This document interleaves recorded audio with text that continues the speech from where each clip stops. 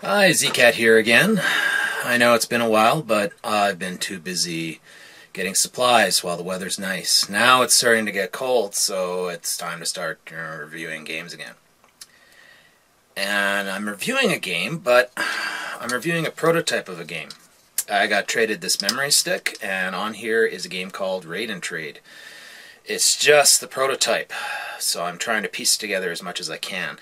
For the life of me, I don't remember if this is actually made into a game. Apparently it was kickstarted in November of 2014, but considering that it is 2024 right now and zombies have eaten the internet, I don't know if this game was actually made.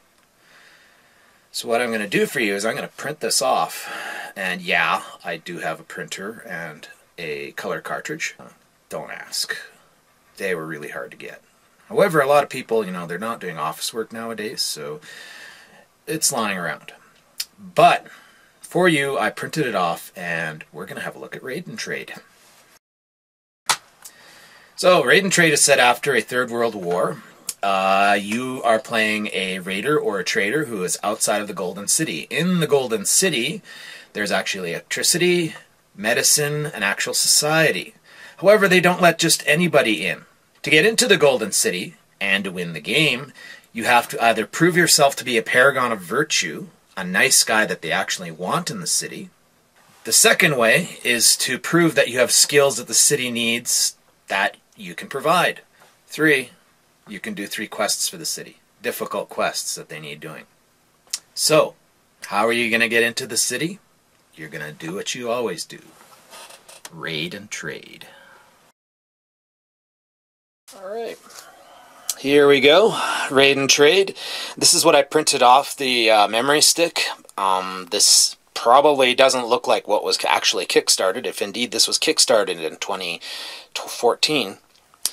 I had to do a little work. Hope you guys appreciate it. Here we have the character sheets, and I'll get into them a little bit later. And we have the specific tiles that go with the characters. These I'll explain later. These are the maps that you're going to fit together to make a 3x3 map. You have the resource tokens, which come in medicine, parts, food, electronics, guns, tools, etc. And I found a bag to put them in. You have the buildings you're going to raid, and they come in small, medium, and large. And you also have small, medium, and large raid cards. The easy raid cards are here, and the really ridiculously hard ones are up here.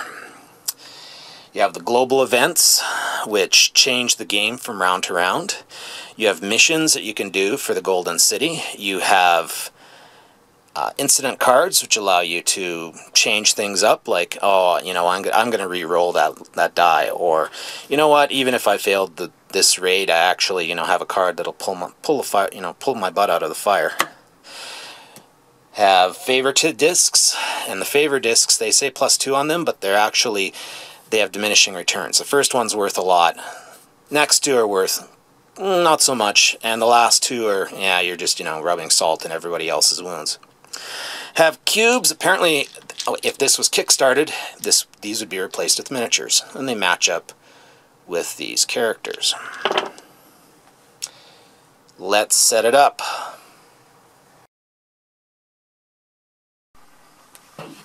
Okay, here are the map tiles. Oh wow, these are pretty elaborate. Now they say this goes in the center, and the black market's going to go right there. Wow, there's a lot of roads. I'm not sure if this is going to fit. There's the game all set up, ready to go. It fit totally fine. Looks beautiful, actually. You notice there are certain zones that have like a 4 and a 5. Those zones are used if you have 4 to 5 players, because with 4 to 5 players you pull more house tokens, and there's an actual formula depending on how many characters you actually are running or how many players are playing the game. Black market is random, and at the black market you can take 4 of any resource and turn it into 1 of, in this case, tools, guns, food, or yellow, which I believe is junk. The characters also start off in the black market as well, which is in the center of the board. You have the raid tiles, which correspond to the houses. Yellow, yellow, red, red, green, green.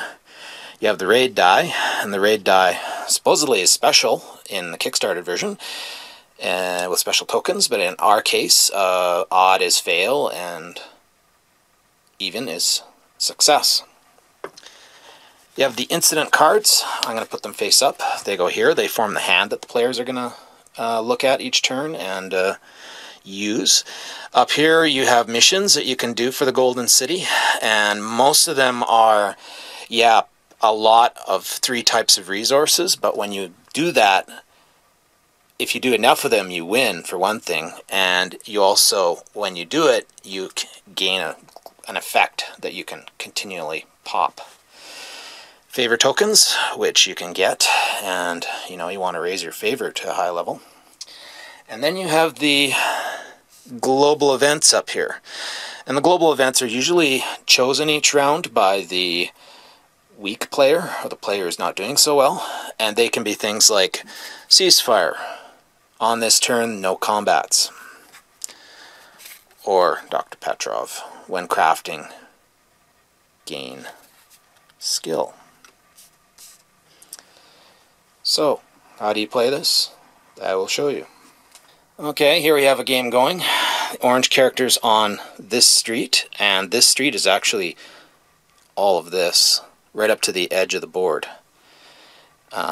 Here, this character is actually touching all this road, and he's touching this house, and this house. This character over here is touching this house and this house. There's a barrier here, and you have more road. Characters move by expending action points, and they spend action points depending on how far they move. You have a limited number of action points, and you want to use your action points most efficiently. For instance, this character, if he wanted to move to here, maybe he wants to do some black market trading, he would have to pay 1 for crossing this red barrier, 2 for hitting this road, and then 3 to get to that road, because he passed over onto a new tile. This character is sitting here at the start of the game. Maybe those characters went first and they have other ideas, but this character is actually next to this house, and this house. The greenhouses take less energy to raid, and they're safer. This red house is more dangerous, and it takes more energy to raid it. But right now we're talking about movement, not raiding. This character is actually sitting in this road.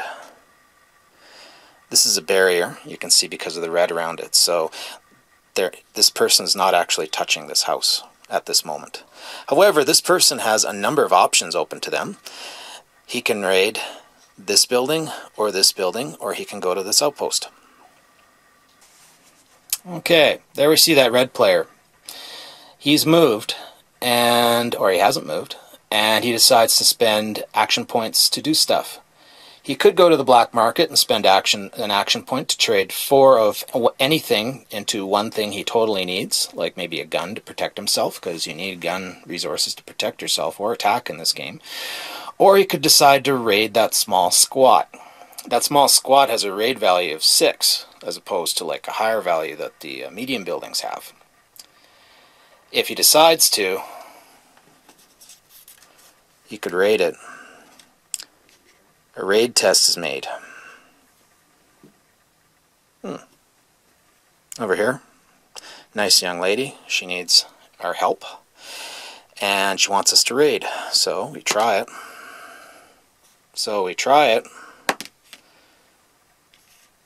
And even is a success. So we gain 4 resources out of the bag. Medicine, junk, more meds, and food.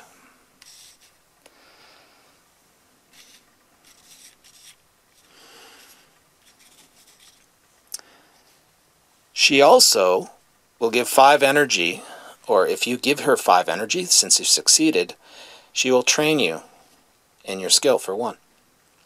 For succeeding. If you failed this roll, you'd just get 2. And it should go off to the discard pile. And so would this. Now, some of these guys have negative consequences. That symbol means there's a moral quandary. If you leave this alone, because it seems to be an innocent civilian, you would gain 1 favor point, but the house would stay there for other players to attack.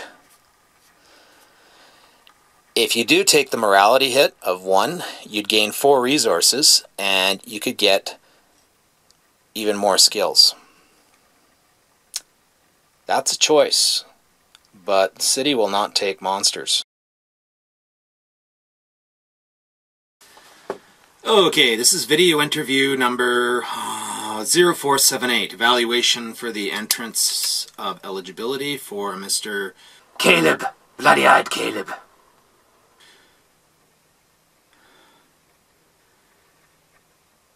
Really? It was me grandmother's name. Pink eye. Lots of pink eye. Bloody-eyed. Now, Golden City 42 has very specific immigration policies for its prospective applicants. What can you offer the city? Well, I can take care of myself. I've been living out in the wastes since I was a wee lad, right after buried my pa. Yes, definitely buried my pa like a normal person would. Yes, buried. Okay. Well, after me pa passed, I spent my time scavenging in the wastelands. In the blighted areas, the areas without the radioactive man-eating fungus. I opened up a little lair where I could help caravans passing through. I would trade them delicious specialty meats, and they would give me their clothing and sundry items and toothpaste and other products.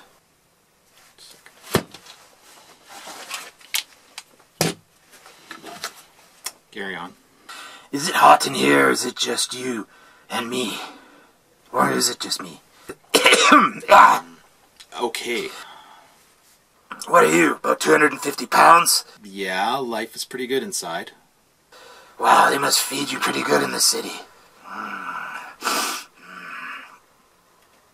Initial observation. Interviewers. Butthole snapped shut. Okay. What kind of work would you like to do for us in the city? I really don't know. I'm torn between 2 ideas. I either want to have a haberdashery where I can sell leather items like wallets and belts and shoes to men, or a butcher shop. And there's really little difference between the 2, don't you think? Just a moment. Continue. And you have power. Electricity. Oh my God. Electricity.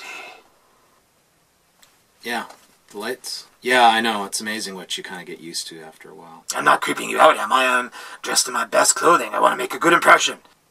Oh, okay. You know what? Got off on the wrong foot, maybe. Let's do a little change of pace, a little change of procedure, a little word association. Okay. Just relax. So, you ready? Nuclear. Fireball. Resource. Friends. Scraps. Bones. Outpost. Hidden. Children. Yummy. No, I want a lot of children after I open my business and get... Damn it!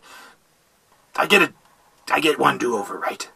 Get out. Another thing that might happen during the game, a player might decide, well, you know what, he's getting too big for his britches, so I'm going to move 1, 2 over that and attack that character. Usually when you attack another character, you take away items from them or you inconvenience them in some way. Some characters, I notice, actually gain skill points for successfully attacking other characters. It all depends on how aggressive the character you are how aggressive are they? You have to role play to your strengths. You could also trade with each other, and when you trade, you don't actually have to go to each other. You can just say, I could say, I'll give you this if you give me 3 electronics. And the person might say, I'll give you 1 electronic for that. And then done. That takes energy as well. Okay, I'm going to explain the card by looking at Zoe, which is actually one of my favorite characters in this game. You can see they have dials. Apparently the finished game has dials. Right now I just have to make do with these. This is the morality dial. Shows favor and blacklist. Good, bad. This is the skill dial. It starts at 0, and one of the ways to win is to crank up your skill to a lot. One of the ways to win over here is to crank up your morality to such a level that you become a nobleman, basically. And over here, you get 15 points of energy every turn that you should spend wisely to get the resources you need to win.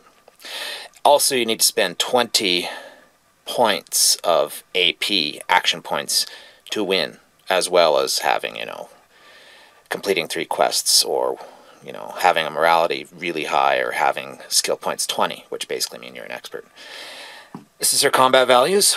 When she spends energy to attack, she wins automatically on a 1. She wins from a 2 to a 4 in combat, unless the player rolls an active defense, and she'll steal stuff from the other person the rest of the time. If she's attacked and she has energy to spend, she can actually defend herself half the time against these, steal stuff, and totally fail. What else can I say about her? All the characters are a little bit different in that all of them are crafting these objects. When they craft an object like this, you have to spend these resources: tool, gun, electronics for a taser. It gives you 2 skill points, which you need to win the game, because this increases your skill, which it makes you more of an expert. However, these items, well, this item itself is actually 1 use. In fact, most of the items are 1 use. When you use this item, re-roll one of the die in case of a raid or a combat. So, you have to spend a gun anyway to defend yourself in a combat. So having this allows you to roll twice. Over here we have a flashlight. And again, you can see it's 1 point when you build it. Electronics, junk, I believe. It's used once. And when you use it, you get 2 random items more in a raid. Yeah, I hit the cam. You can see Jake the mechanic here is a little bit different. And his stuff, however, he tends to make vehicles and bicycles, and they give you lots of energy, and you need energy to do your duty or do your missions and win the game. Alright, personally, what interests me about this? It's a Kickstarter project, and I liked Kickstarter a lot when, pre-zombie apocalypse. Maybe too much. Anyway, the immediate reason that I was interested in this Kickstarter is because I saw some of the preliminary artwork. It looks really nice. It's kind of got a European anime-esque kind of look, like a clean Western cartoon style to it. And I play a lot of games, or at least I like certain games for their art and their art direction and how they look, as well as how they play. I have been disappointed other ways. I have played games that look awesome and were terrible, and I have played games that were really good, but the artwork was just terrible. But I think gaming is a aesthetic, pleasing, sensory-pleasing experience. So, excellent artwork. You got my attention. This copy of Raid Trade, it has a few images of what the finished game would have looked like, and most of the other stuff is placeholder art, so just forgive it. However, on here I do have the box cover and what some of the player boards are going to look like. Although apparently the player boards, they don't have that combat chart on them. They actually are going to have specialty dice, and you know how I feel about specialty dice. And the player boards have dials on them, actual working dials. Not my copy, of course, but While the lack of zombies is disconcerting to me, the post-apocalyptic setting is definitely familiar. And most games are made to model reality of some type. The other thing that struck me about this game, it has a very hybrid type personality. On one side, you're spending action points to move and to do missions and to spend to create items, which is very Euro, I want to say, thing. On the other hand, the setting and the fact that there's actually a little bit of combat in the game, nothing that wipes out other players, but definitely stuff that inconveniences other players, is a very Western idea.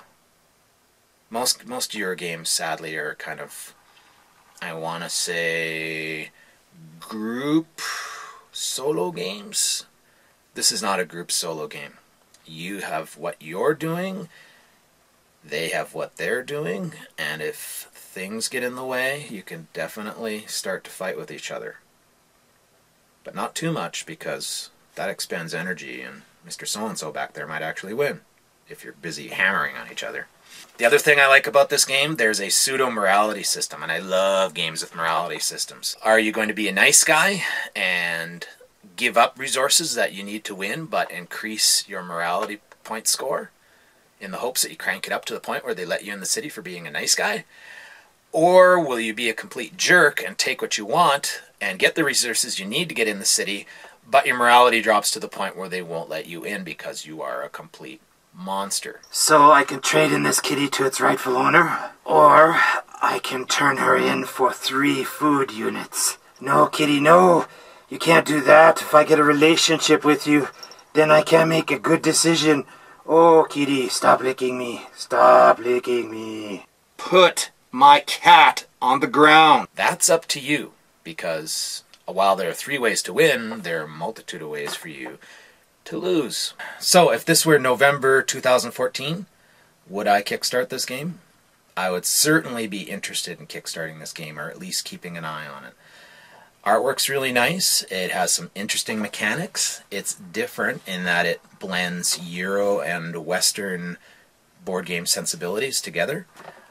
I think it's kind of unique, even with its lack of zombies. Nobody's perfect. It touches into themes you don't usually see in Euros, really dark themes, and that means that later on you might be able to get your players to get into really dark games that they normally wouldn't. Raid Trade's dark themes are a little more hidden behind, you know, the fluff and the nice artwork, but they are there, and they're dark themes. Man or monster? Monster man. It has multiple ways to win and many ways to lose. It has really nice art, but as much as I've seen of it, and more art keeps coming and coming in. And it could bridge the gap between your Euro friends and your Ameritrash friends.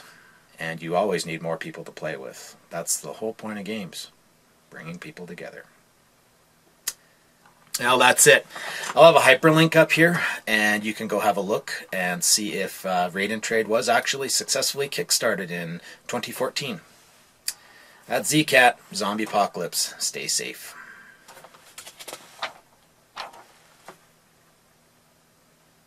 Where are you, kitty? Did you bring me a rat? This sounds familiar. In the Outpost, you can do a whole bunch of things. You can pay 8 action points and get favor points. Also, if there are characters actually inside the Outpost, you can attack the Outpost. Or, if you're desperate, you can even go into the Outpost and test new medicine. Hello. I hope you're nice and comfy. I see you're all strapped in. That's for your safety. I'm Dr. Nano. You've spent your 10 action points and whatever action points you spent to get in here. And now you want your reputation points. I'm afraid this may sting a little bit.